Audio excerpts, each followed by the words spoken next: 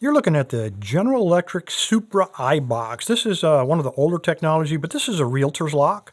They hang it on your doorknob and then put the keys inside of this container. As I said, this is the older one. So the way this one worked, a realtor would come up with an authorized keypad and it would connect through infrared through this little eye right here. So the keypad had to be an authorized keypad that was tied digitally to this lock. He would punch in some secret code and then get a beep. He'd push up on this and the key or the box containing the keys would then pop out to give them access to the property. So very cool.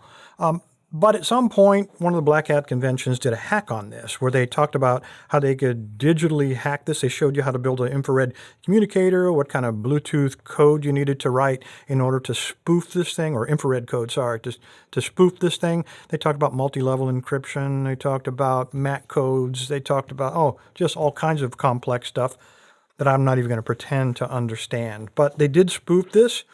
General Electric said, all right, we got it. And they went back to the drawing board and they completely changed all of the they changed the entire electronic package and they changed it from infrared to Bluetooth now. So now a realtor can come up with a phone and the phones can be authorized to communicate with this and get in. So very, very cool technology.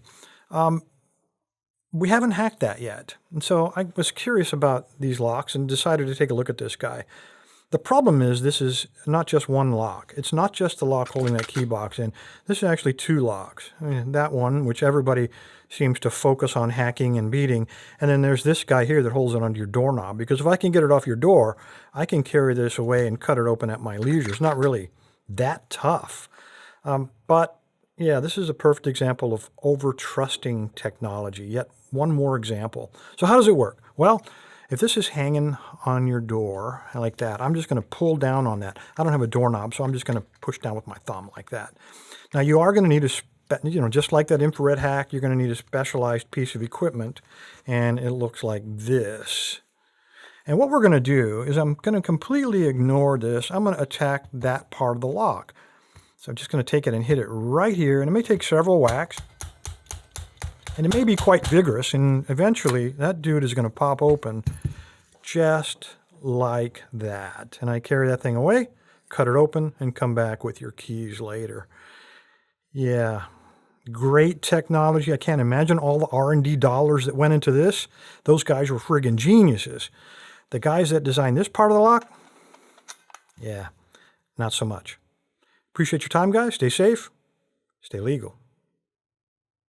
All right, I'm sure some of you are curious why this attack works, and it's the perfect application of kinetic energy. So what we're doing when this is closed, it's held closed by some spring-loaded pawls that fit into these two cutouts right here. And when you are hitting the outside of this with your hammer, the kinetic energy of the hammer is being transferred to the shackle.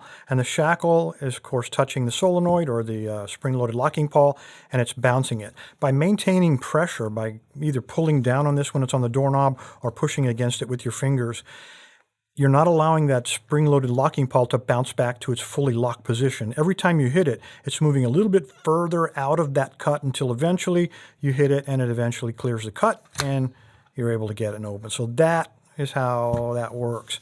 Master Lock figured that a long time ago, that spring-loaded locking pawls are a bad idea. Apparently GE is still figuring that out.